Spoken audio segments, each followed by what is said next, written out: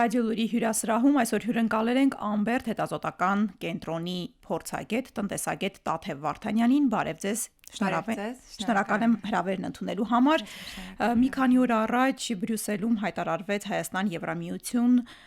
ռազմավարական նոր օրակարգի մասին։ Դրանից մի քանի օր հետո Հայաստանի վարչապետը կրկին Բրյուսելում հանդիպում ունեցավ բարձրաստիճան պաշտոնյաների հետ Եվրամիության, այնուհետև անմիջապես մեկնեց ԵԱՏՄ նիստին և նշեց, որ սա կոչվում է բալանսավորված քաղաքականություն։ Տնտեսագիտության մեջ, տնտեսական հարաբերություններում, տնտեսական հարթությունում ինչպես կարելի է բալանսավորել այս երկու տարբեր տնտեսական հարթությունները, ուղղությունները։ Իրականում տնտեսագիտության մեջ այդ երկու տնտեսական տարբեր ուղղությունները ինտեգրացիոն միությունների ձևով են դրսևորվում, այսինքն մենք երկու տարբեր ինտեգրացիոն միավորումների մասին ենք խոսում, որոնց հետ հարաբերվելու հնարավորությունները տարբեր են ինստիտուցիոնալ դաշտի տեսանկյունից, որովհետև մենք ԵԱՏՄ լիիրավ անդամ ենք 2015 թվականի հունվարի 2-ից սկսած, իսկ ԵՄ-ի մասով մեկ պայմանագիր ունենք 2017 թվականին ստորագրված համապարփակ ու ընդլայնված գործընկերության համաձայնագիրը կամ SEPA-ն, ինչպես անվանում են, եւ SEPA-ն այն կարելի ասել միակ պայմանագիրն է տնտեսական մասով, որը որ ճիշտ է մոտավորապես 30 ոլորտներ համագործակցության ծածկում է, բայց չի վերաբերում օրինակ ԵՄ-ԵԱՏՄ արտաքին առևտրային հարաբերությունների ընդլայնմանը, որովհետև SEPA-ով նախանշված չեն օրինակ ազատ առևտրի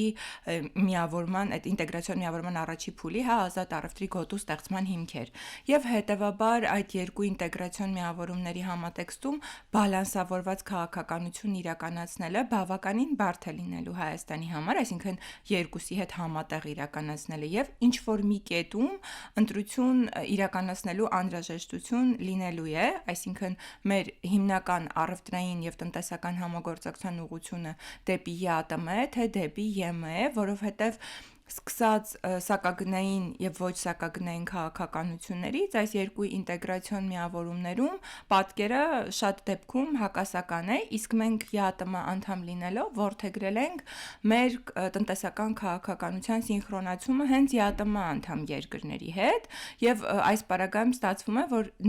չենք կարող իրականացնել միևնույն սինխրոնիզացիան ԵՄ-ի հետ, եթե օրինակ ԵԱՏՄ անդամակցությունը չենք դադարեցնում։ Մեր արտաքին առևտրային պատկերի վերլուծությունն է նաև խոսում այն մասին, որ ինտեգրման տեսանկյունից առնվազն եթե վերջին 10 տարվա դինամիկան ուսումնասիրենք, մեր հիմնական գործընկերը առևտրային եղել է ԵԱՏՄ եւ ԵԱՏՄ-ի մեջ էլ մենք դիվերսիֆիկացիայի խնդիր ունենք, այսինքն երբ որ ասում ենք ԵԱՏՄ, Հայաստանի պարագայում հիմնական հասկանում ենք դեպի Ռուսաստան։ Եվ ըստ ԵՄ-ի հետ ավելի դիվերսիֆիկացված է ԵՄ անդամ երկրների միջև մեր արտաքին առևտրաշրջանառությունը ավելի դիվերսիֆիկացված է, բայց տեսակարար կշռով անհամեմատելի է ԵԱՏՄ եւ ԵՄ առևտրաշրջանառությունների համեմատությունը։ Ես կխնդրեմ դուք ներկայացնեք առևտրաշրջանառությունը Հայաստան ԵԱՏՄ երկրների եւ ընդհանրապես ԵԱՏՄ-ի միջև նշելով ներմուծում, արտահանում վերջին տարվա ընթացքում վերջին տվյալներ ունեք եւ ավելի լայն կտրվածքով։ Նույնիսկ եթե վերջին, քանի որ կամ կարող ենք տարեկան համեմատական իրականացնել կամ առնվազն հունվար-հոկտեմբեր ամիսները իրար համեմատել, որտեղ 2015 թվականի տվյալները դեռ չեն ամփոփվել, ներողություն 2025 թվականի տվյալները դեռ չեն ամփոփվել, եթե համեմատենք 2014-2024 թվականի մեր ապրանքաշրջանառությունը ընդհանուր առմամբ, այստեղ դրական ազդակներ կարող ենք արձանագրել, որովհետև մեր արտահանումը մոտ 9 անգամ է աճել, իսկ ներմուծումը 4 անգամ է աճել, եւ օրինակ 2024 թվականին ամփոփ մեր ապրանքաշրջանառությունը 30.2 միլիարդ ԱՄՆ դոլար է կազմել, բայց այստեղ արդեն փուլային վերլուծությունը բավականին այդպես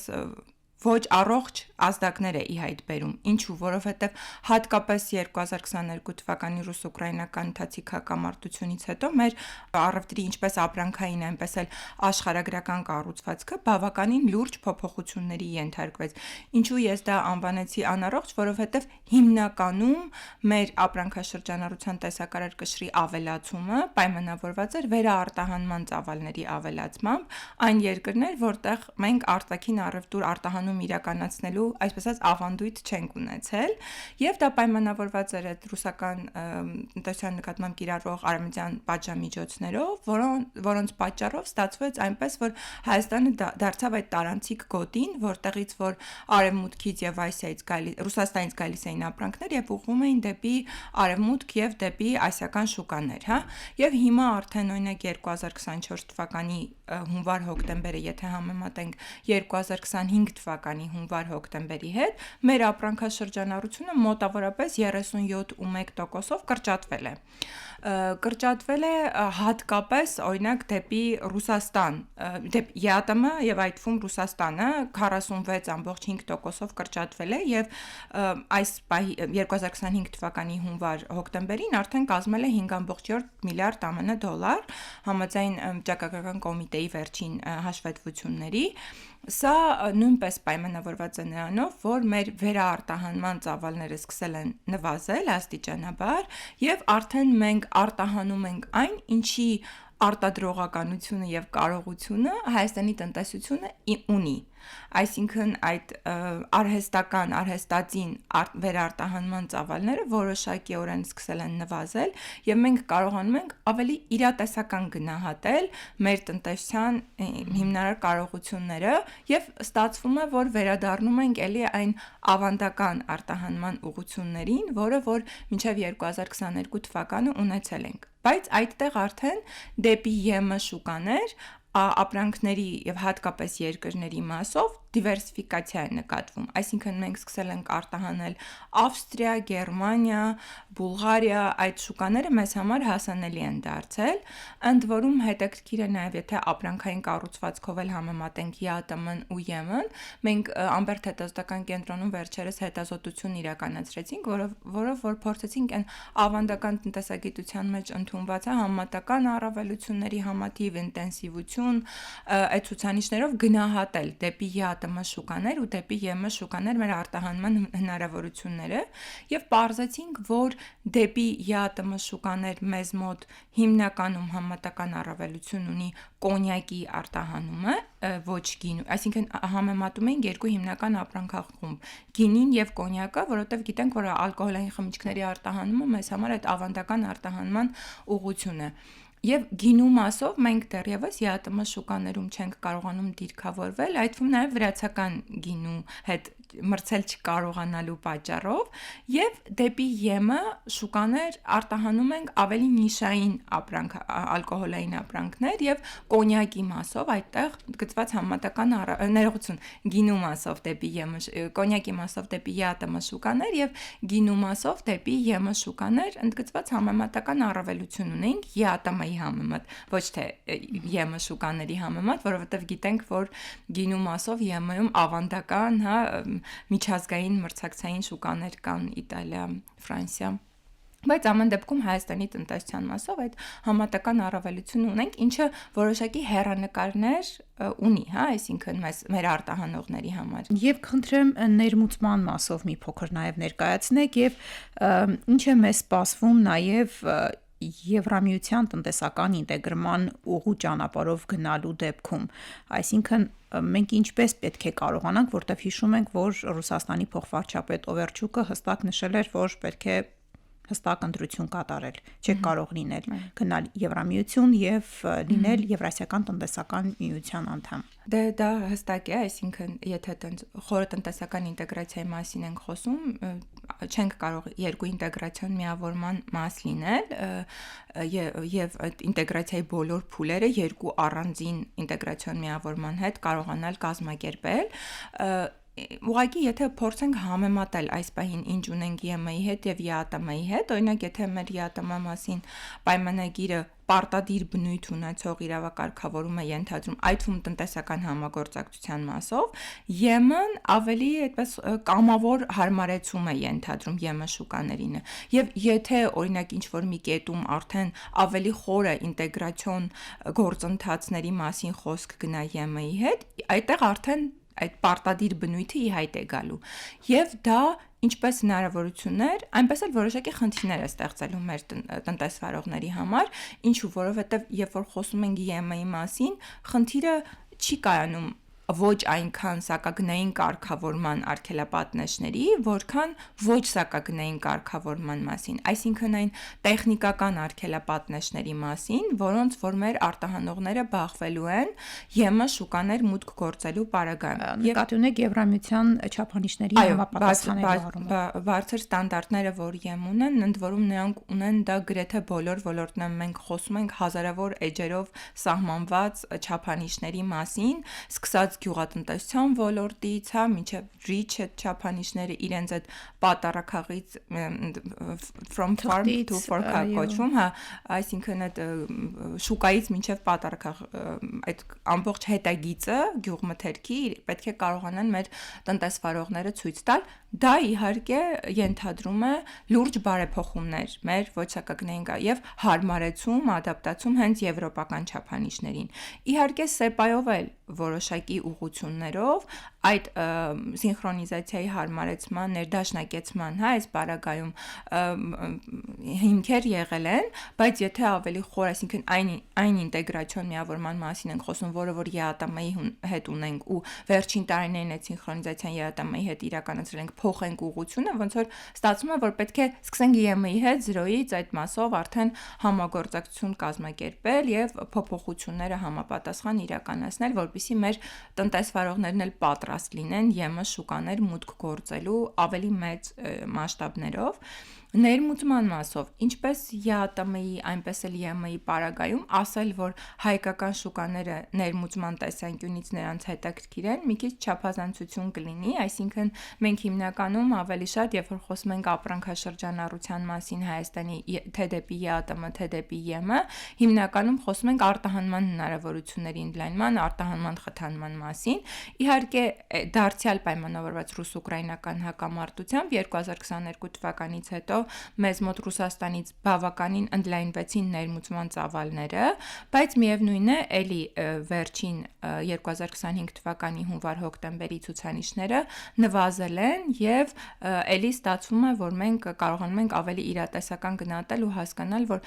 հայկական շուկան ինքն իրենով բավականին փոքր է, այսինքն տնտեսության, եթե միջազգային տնտեսագիտության տեսանկյունից նայենք, 3 միլիոնանոց շուկան ինքը ներմուծելու տեսանկյունից բավականին փոքր է համարվում եւ հետեւաբար մեր խնդիրը ավելի շատ նաեւ այդ միջազգային մրցունակությունն է եւ արտադրողականության բարձրացումն է մեր տնտեսության, որպեսզի կարողանանք դիրքավորվել համաշխարհային շուկաներում, արտահանել եւ դա անել դիվերսիֆիկացված։ Այսինքն, եթե նույնիսկ այդպես որպես այդպիսին ընտրություն անելու անհրաժեշտություն չլինի, ամեն դեպքում տարիների փորձը ցույց է տալիս, որ այդ թվում եւ ԵԱՏՄ անդամ լինելը չի նշանակում բացառել ԵՄ-ի հետ համագործակցությունը կամ բացառել ասիական շուկաների հետ համագործակցությունը, որովհետեւ մենք օրինակ 2015 թվականի հունվարի 2-ից դարձանք ԵԱՏՄ անդամ, բայց մեր ՍԵՊԱ-ի համաձայնագիրը ԵՄ-ի հետ կնքվեց 2017 թվականին։ Իհարկե դա նախորդ, այսինքն 2010 թվականին խորհրդի համապարփակ ընդլայնման մասին համաձայնագրի չափ, այդպես ինտեգրացիոն հարաբերություններ չենթադրեց եւ չներառեց, բայց այդուհանդերձ տնտեսական համագործակցություն ԵՄ-ի հետ մենք ունեցանք եւ եթե տեսակարար կշիռներով էլ նայենք, 10 տարվա դինամիկան ուսումնասիրենք, դեպի ԵԱՏՄ եւ դեպի ԵՄ համեմատությունը ցույց է տալիս, որ դեպի ԵԱՏՄ համեմատությունը տեսակարար կշռի մասով նվազել է եւ դեպի ԵՄ-ն որոշակի առումով ավելացել է վերջի 10 տարվա ընթացքում։ Շատ լավ, իսկ կան որոշակի ապրանքատեսակներ, ապրանքախմբեր, որոնք ձեզ մոտ թվերով դուրս հանած լինեք, որ ավելի շատ են ներկրվում ԵԱՏՄ երկրներ եւ որ ապրանքատեսակներն են, որ ավելի շատ Եվրամիության երկրներ են արտահանվում։ Թեև այստեղ մի փոքր նշեցիք նաև, որ կոնյակը հիմնականում Եվրասիական տնտեսական միության երկրներ են արտահանվում եւ գինին ավելի Եվրամիության երկրներ։ Թվերը այս պահին չեմ հիշի, բայց ապրանքախմբերը գիտեմ, որոնք որ արտահանվում են դեպի ԵԱՏՄ եւ դեպի ԵՄ, դեպի ԵԱՏՄ հիմնականում, ինչպես արդեն նշեցի, ալկոհոլային խմիչքներ, հիմնականում արտահանում ենք գյուղմթերք, սննդամթերք պատրաստի արտադրանք, իսկ դեպի ԵՄ հիմնականում ապրանքահում թանկարժեք քարեր ենք շատ նաև արտահանում, հա, հատկապես դեպի Բելգիա գիտենք այդ հադամանդների արտահանումն է, դեպի ԵՄ արտահանում ենք նաև ալկոհոլային խմիչքներ, այսինքն ուղղությունը հիմնականում քիչ ծավալով բարձր նիշային ապրանքներն են, իսկ դեպի ԵԱՏՄ ապրանքախմբերի ուղղությունը արդեն ավելի մեծ ծավալով ավանդական ուղղություններն են, որոնք որ մենք արտահանում ենք։ Եվ դա հենց պայմանավորված է նրանով, որ մեր օրինակ գյուղմթերքը շատ հաճախ չի կարող մրցել ԵՄ շուկաներում, չի կարող բավարարել իրենց ստանդարտներին, որը որ չափորոշիչներին, որ ԵՄ-ն սահմանել է, իսկ ԵԱՏՄ շուկայում, քանի որ տեխնիկական այդ չափորոշիչները նույնն են, քանի որ մենք ընդհանուր շուկա ենք համարվում ԵԱՏՄ տարածքում, հետևաբար այդտեղ շուկայում դիրքավորվելու խնդիր, որպես այդպիսին արտահանողները, գյուղմթերք արտահանողները, օրինակ կամ սննդամթերք արտահանողները չեն ունենում, ինչը որ իրեն կբախվեին դեպի ԵՄ շուկա արտահանելիս։ Որտեղ խիստ են Խիստ են։ Եվ միևնույն ժամանակ շատ մեծ ազդեցություն ունի իհարկե նաև լոգիստիկ ենթակառուցվածքները, այսինքն այդ նույն տրանսպորտային ծախսերը դեպի ԵԱՏՄ եւ դեպի ԵՄ նույնը չեն, պայմանավորված ինչպես օբյեկտիվ, այնպես էլ սուբյեկտիվ պատճառներով, այսինքն այն, որ մենք չունենք ծովային ելքի հասանելիություն եւ մեր ապրանքախմբերը հիմնականում դեպի ԵՄ արտահանելու ենք փոթիով, եթե իհարկե օդային տրանսպորտով չի արվում, իսկ օդային տրանսպորտով փոխադրումը թանկ են ավելի, ծովային փոխադրումների դեպքում փոթիով, հա, Վառնա, Կոստանցիա արտահանելու ենք եւ այնտեղից արդեն օրինակ Դանուբով գնալու ենք դեպի կենտրոնական եւ արևելյան Եվրոպայի շուկաներ, ինչը որ բավականին լուրջ տրանսպորտային ծախսեր է ենթադրում, իսկ դեպի ԵԱՏՄ արտահանման մասով կարողանում ենք Լարսով Ռուսաստան օրինակ արտահանել, իհարկե դա էլ իր խնդիրներն է հայտ բերում։ Այո, մենք տեսնում ենք ամեն տարի, երբ որ Լարսը փակվում է եւ բեռնատարները կուտակվում են սահմանին։ Հա, դա իր խնդիրներն ունի, այսինքն հնարավոր է այսպես բալանսավորել, եթե կտրուկ եւ ամբողջական Եվրամիության տնտեսական ինտեգրման ուղին չբռնենք, այսինքն բալանսավորել եւ ԵԱՏՄ-ի հետ համագործակցել եւ Եվրամիության երկրների հետ, ձգտելով չափանիշները համապատասխանեցնել ապրանքների Եվրամիության չափանիշներին։ Ամեն դեպքում տնտեսությունը այդպես կտրուկ հեղափոխական ոչինչ չի սիրում եւ շատ արագ է արձագանքում, ոչ լավ համատեքստում է արձագանքում այդպիսի կտրուկ փոփոխություններին, տնտեսության մեջ փուլային էվոլյուցիոն զարգացման ավելի այդպես առողջ հարաբերությունների կառուցման մոտեցումն է ընդունելի եւ եթե նույնիսկ մենք վաղը արթնանանք եւ լինենք ԵՄ անդամ, դա այս պահին մեր տնտեսության կարողությունների համատեքստում ավելի շատ մեր տնտեսությանը գոնե որոշակի առումով այս փուլի առումով շատ վնաս կարող է հասցնել, քան օգուտ հասցնել, եթե մենք այդ փուլային անցումը չանենք դեպի ԵՄ շուկաներ, այսինքն մեր տնտեսության կարողությունները, մեր տնտեսության արտադրողականությունը, մրցունակությունը չհասցնենք այն կետին, որ կարողանանք ԵՄ շուկաներին օրգանիկ ինտեգրվել, մեզ համար դա լրջագույն ցնցում է լինելու։ Լավ, իսկ ինչքան ժամանակ կպահանջվի, մինչև Հայաստանը ձեր կարծիքով պատրաստ կլինի Եվրամիության տնտեսական չափանիշներին համապատասխանելու համար։ Դա երևի ամենաբարդ հարցն է, որովհետև ինչքան ժամանակ կպահանջվի, ենթադրում է հասկանալ, թե այդ ժամանակահատվածում ինչ բարեփոխումներ են իրականացվելու։ Ընդ որում այդ բարեփոխումները պետք է սկսեն վերապատրաստումներից, այսինքն մարդկանց տնտեսվարողներին հմտություն, կարողություն փոխանցելուց, ինչպես իրենք ԵՄ շուկաների ինտեգրվեն, մինչև օրինակ տնտեսության թվայնացում եւ այդտեղ արդեն լրջագույն ներդրումների անհրաժեշտություն է լինելու եւ այդ համատեքստում, այսինքն այդ հարցերի պատասխանները միայն կարող են ասել, թե ինչքան ժամանակ կպահանջվի, որովհետեւ դա կարելի է իրականացնել 5 տարում օրինակ, եթե մենք ունենք այդ ֆինանսական հնարավորությունը, ռեսուրսները տնտեսությունը վերակառուցելու, բայց իրատեսական չի այն ծավալը։ Դա ամենակարճ եւ ամենաարագ ժամկետը թերևս նշեցիք։ Ամենակարճ ժամկետը նշեցի, եթե այդպես ավելի անիրատեսական է լրիվ, բայց եթե այդպես շատ օրգանիկ զարգացում, առնվազն 30 տարի, եւս 30 տարի էլ մեզ պետք է լինելու, որպեսզի կարողանանք մեր տնտեսությունը ինչ որ առումով համապատասխանեցնել ԵՄ ստանդարտներին, դա իհարկե այդպես ինչ որ գնահատական եմ էլի տալիս առանց ինչ-որ լուրջ վերլուծության, բայց մոտավոր պատկերացնելով թե ԵՄ ստանդարտները ինչպիսին են եւ մեր տնտեսության այս պահին կատարողականը ինչպիսին է, մեզ շատ երկար ժամանակ կպահանջվի, որպեսզի կարողանանք ԵՄ շուկանում լրիվ ինտեգրվել։ Եթե անգամ ֆինանսական խնդիրներ չունենանք, օրինակ, եւ Եվրամիությունը ֆինանսավորի մեզ լիարժեք, որպեսզի արագ ինտեգրվենք Եվրամիության տնտեսական Դե մենք օրինակ մեր հարևան Վրաստանի փորձը ունեցել ենք, այդ թվում եւ արևմտյան ֆինանսական ռեսուրսները այնտեղ տարիներ շարունակ հոսել են, ընդ որում մեծ ծավալների ֆինանսական միջոցների մասին ենք խոսում, բայց չէ, միևնույն ժամանակ մեր հիմնական մակրոտնտեսական ցուցանիշները Հայաստանի եւ Վրաստանի համադրելի ցուցանիշներ են, այսինքն մենք առանց այդ լուրջ ֆինանսական հոսքերի կարողացել ենք նույն հիմնական մեկ շնչի հաշվով հնան ապահովել, զբաղվածություն, գործազրկություն, ինչ Վրաստանը այդ հոսքերի պարագայում է կարողացել ապահովել եւ նշանակում է, որ չենք կարող էլի այդպես ասել, որ միայն ֆինանսական հոսքերի արկայությունը բավարար է, այսինքն լուրջ համակարգային բարեփոխումներ են անհրաժեշտ, որպեսզի կարողանանք դա իրականացնել։ Անհնար չէ, բայց ժամանակատար է, ռեսուրսատար է եւ համակարգային փոփոխությունների անհրաժեշտություն կա։ Շնորհակալ եմ հրավերն ընդունելու համար։ Հիշեցնեմ, որ Ռադիոլուրի հյուրասրահում էր Ամբերտ հետազոտական կենտրոնի փորձագետ, տնտեսագետ Տաթև Վարդանյանը։ Հաջողություն։